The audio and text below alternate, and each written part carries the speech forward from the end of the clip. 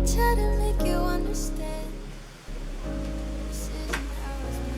teman-teman YouTube, balik lagi di channel saya IFX. Beberapa hari yang lalu saya dan rekan saya pergi ke Purwakarta ya. Dan di video sebelumnya saya juga mereview Gunung Lembu di Purwakarta. Dan saya harus kembali ke Purwakarta karena ada sedikit urusan di sana. Dan saya menginap semalam ya di sana, dan keesokan harinya saya pulang ke Bandung. Dan sebelum saya pulang, saya merencanakan untuk mereview dan menyempatkan untuk review Bendungan Cirata atau Waduk Cirata. Nah, Bendungan Cirata ini merupakan bendungan terbesar se-Asia Tenggara yang memiliki luas area sekitar 7.111 hektar dan memiliki luas genangan sekitar 6.200 hektar ya. Didirikan pada rentang tahun sekitar 1980 dan sampai 1987 diresmikan langsung oleh Presiden Indonesia kedua, yaitu Pak Soeharto ya ketika itu, yang difungsikan sebagai pembangkit listrik tenaga air untuk Kepulauan Jawa dan Bali. Nah, Bendungan Cirata ini juga masuk ke dalam 3 wilayah, yaitu wilayah Kabupaten Bandung Barat, Kabupaten Cianjur, dan Kabupaten Purwakarta. Nah, tetapi secara administratif letaknya itu lebih masuk ke Kabupaten Purwakarta ya. Jadi letaknya itu. Kebetulan ketika itu kami ada di Pleret ya, di Purwakartanya itu. Jadi estimasi tempuh dari Pleret sampai ke Bendungan Cirata itu estimasinya sekitar 30-45 menitan. Kami juga melakukan record-record kecil untuk akses menuju ke sana ya. Dan memang petunjuk-petunjuk arah di sana itu banyak sekali karena ada beberapa banyak cabang jalan di sana, sampai kami bertanya ke warga sekitar untuk sampai ke Bendungan Cirata itu. Sesampainya kami di Bendungan Cirata, di Waduk Cirata, di jembatannya ya, kami nggak langsung ke tempat objek wisatanya karena kami istirahat dulu di situ. Kami buat video-video kecil di situ, langsung lanjut kami ke tempat objek wisatanya. Nah, kami diarahkan oleh pegawai PT PJB itu untuk ambil tempat wisata yang dekat dengan gedung PT PJB ini ya. Jadi ada portal di bahu kanan, jadi kita ambil tempat wisata itu ketika itu. Nah, itu cuma ada portal dan ada 2 orang yang jaga ya. Saya kira itu bukan tempat karcis atau tempat tiketnya, ternyata di situ tempat tiketnya. Nah, kebetulan saya juga di situ nggak tahu bahwa tempat wisata itu resmi atau enggak, karena memang tidak ada tarif yang berlaku di sana dan kami juga tidak mendapatkan tiket ketika itu. Harganya itu Rp5.000, tetapi belum termasuk parkir ya. Dan ya hitung-hitung kita membantu warga sekitar karena Bendungan Cirata ini dimanfaatkan oleh masyarakat di sana menjadi salah satu mata pencaharian ya sebagai objek wisata begitu. Masuklah kami ke situ dan ketika masuk kami langsung cari spot terbaik ya untuk membuat video situ, dan ada kayak tempat bambu yang disusun ke atas. Saya naik ke situ dan kebetulan teman saya belum ikut ya, masih di warung ketika itu. Saya mulai record duluan. Jadi ketika saya record di situ baru saya ada sedikit kejanggalan ketika itu, karena setelah saya mau bicara mengenai masa lalu pembangunan Bendungan Cirata itu, tiba-tiba datang angin yang begitu kencang ya ke arah saya, dan di situ menghentikan saya untuk record video lagi. Di situ saya berhenti dan saya tersadar bahwa saya nggak harus menceritakan hal itu di tempat itu juga kayak gitu. Jadi hal yang mau saya ceritakan ketika itu masa lalu tentang pembangunan dari Bendungan Cirata ini ya. Jadi dulu itu sekitar tahun 80-an banyak sekali korban jiwa atas pembangunan Bendungan Cirata ini.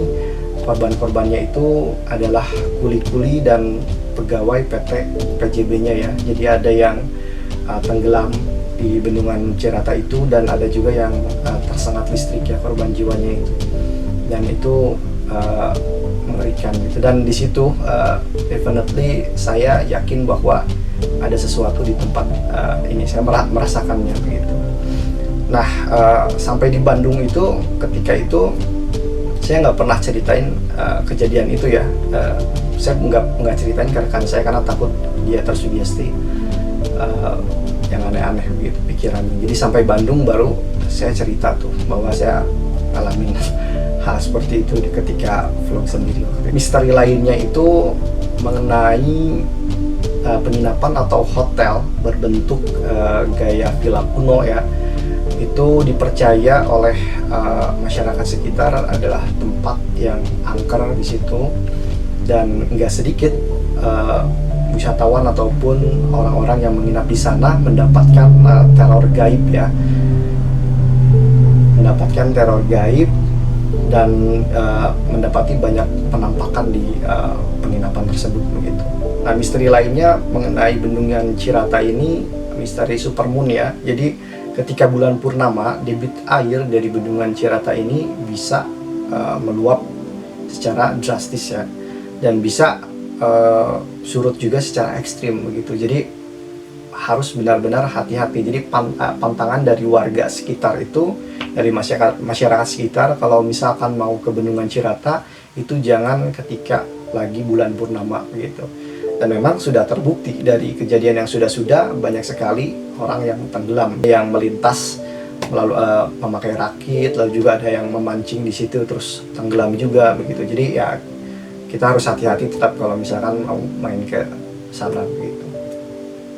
Nah, misteri lainnya itu bendungan Cirata itu, jadi di kawasan bendungan Cirata itu banyak sekali petunjuk-petunjuk arah jalan ya.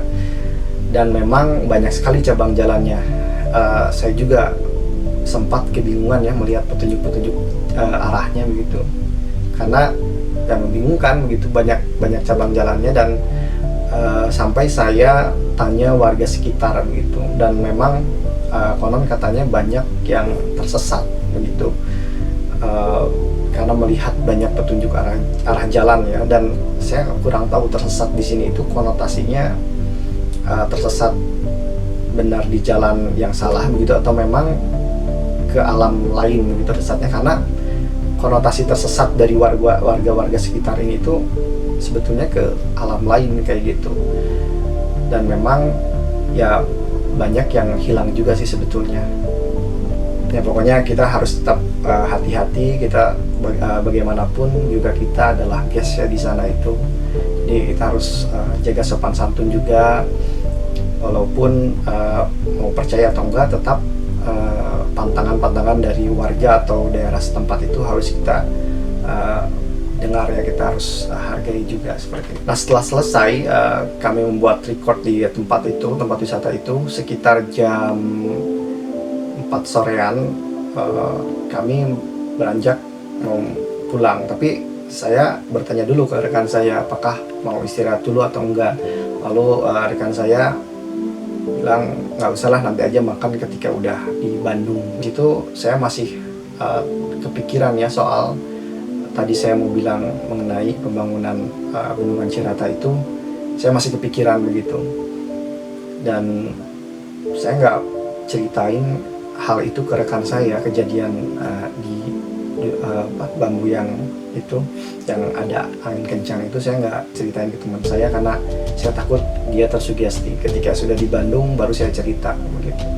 Dan di jalan anehnya itu saya merasakan perjalanan yang benar-benar senyap banget selama dari tempat wisata sampai ke nemu pertigaan akses keluar Cirata itu benar-benar senyap banget. Jadi memang di pinggir-pinggirnya kan banyak sekali rumah warga dan ada aktivitas warga, tapi seolah senyap begitu ya. Mungkin mudah-mudahan memang perasaan saya aja ketika itu, tapi benar-benar kayak senyap banget. Ada orang yang nyapu-nyapu pakai lidi kayak nggak kedengeran begitu, padahal saya yakin ketika itu saya bawa motor nggak terlalu kencang juga begitu. Saya merasakan bahwa di sana itu bukan tempat yang biasa ya, maksudnya aura mistisnya itu benar-benar kuat sekali di sana gitu.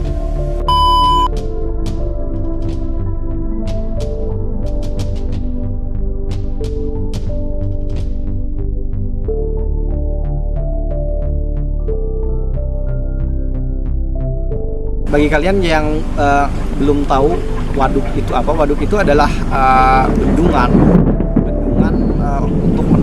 air yang difungsikan untuk fungsi tertentu ya. Kalau Waduk Cirata ini itu fungsinya sebagai pembangkit listrik tenaga air, dan PLTA Waduk Cirata ini adalah PLTA terbesar di se-Asia Tenggara ya. Jadi ya seharusnya kita bangga lah punya objek wisata ataupun waduk dan bendungan seperti ini. Masuk objek wisatanya itu kan harganya tarifnya 5.000 ya, dan itu belum termasuk parkir. Dan ketika kita masuk, kita ditawarin untuk naik perahu-perahu yang seperti itu ya. Jadi bisa keliling si waduknya juga kayak gitu.